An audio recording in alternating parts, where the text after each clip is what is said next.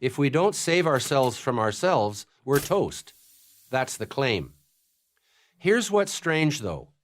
All life is carbon-based, and the carbon for all that life originates from carbon dioxide in the atmosphere.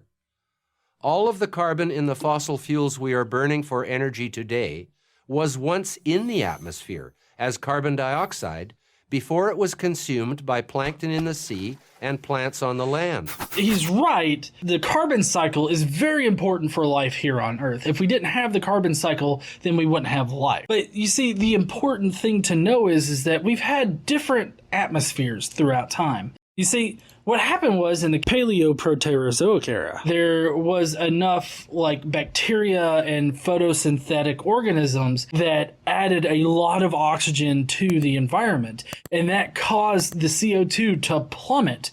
And this is the great oxidation event, where more oxygen was available, and that allowed creatures to move from the sea to the land. Because of that, we have the diversity of life now. But the important thing to know is that was a totally different environment. And the carbon that we have in the crust of the Earth, while true, at one point in time, it was part of the atmosphere, because in the very first atmosphere that was part of the Earth was pretty much just nitrogen and CO2. And then carbon dioxide, the carbon started to get absorbed into the Earth, and then that caused, other things to happen. That was the death of the first atmosphere. And then you got the second atmosphere that arose, and now we have our modern atmosphere.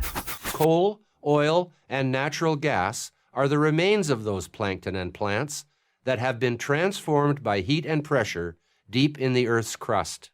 In other words, fossil fuels are 100% organic and were produced with solar energy. Sounds positively green.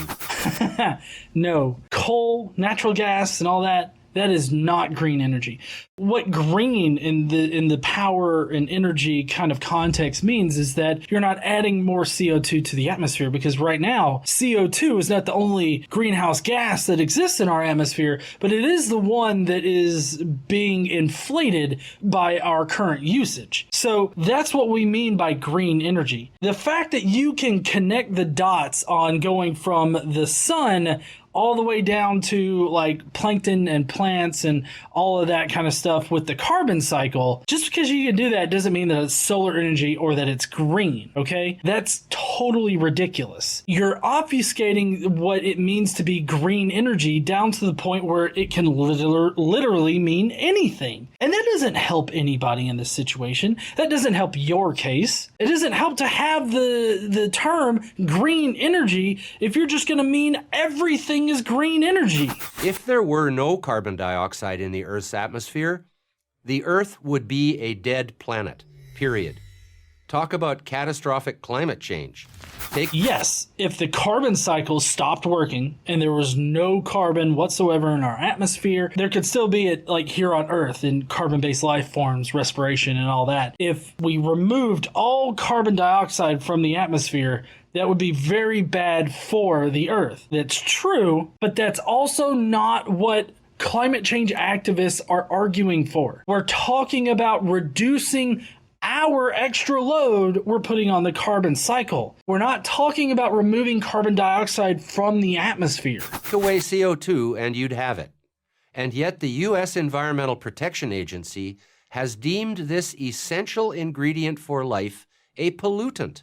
Well, yes, it is a pollutant because of the way that we use it and the way that we add to the carbon cycle. It pollutes our environment. It is something foreign to the current carbon cycle that we're adding to it. It's polluting it. It's not wrong to say that it is a pollutant because of the way that we use it. He doesn't want to tell you this, though, because he's praising the CO2 molecule and fossil fuels in general. He wants to beef it up and make it sound like it's not so bad, when it really is bad if you just understand the basics of the science. But how can something that makes life possible be bad? I don't know. I mean, sometimes sex is kind of bad. I mean, have you never heard of STDs and AIDS and all these other sexually transmitted shit?